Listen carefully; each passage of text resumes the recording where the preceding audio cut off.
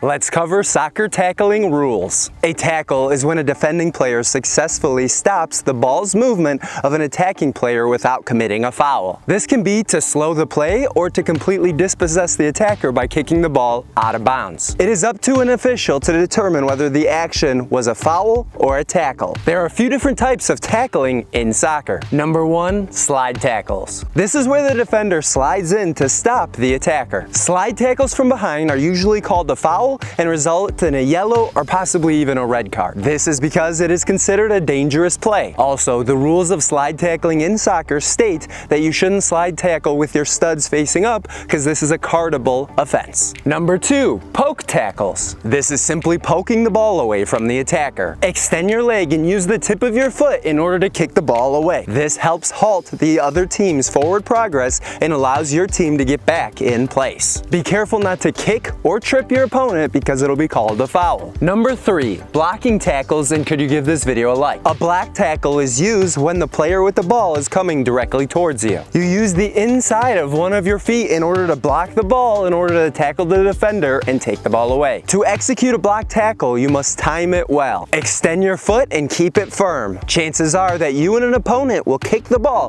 at the same time. You must keep your foot more firm. Also, and this was something that I messed up for years, was that you want to drive through the ball as you're making the block tackle. Don't just stop once you've made contact with the ball. Don't just place your foot in front of the ball. Number 4, shoulder tackle. These are also known as body tackles. A shoulder challenge slightly from behind will oftentimes be called a foul more times than not. But it is unlikely to be as dangerous as a sliding tackle. When committing a bad tackle, a referee most often will use a verbal warning before they issue any yellow or red card. But a second or third offense will result in a card. If you miss the ball but contact the player on your tackle, it'll likely result in a free kick unless the other team benefits by continuing the play. If this happens within the penalty area, it'll likely result in a penalty kick, which is scored 75% of the time. For this reason, I usually never recommend slide tackling in the penalty area and trying to stay on your feet during play. Also, youth and indoor leagues usually have rules against slide tackling,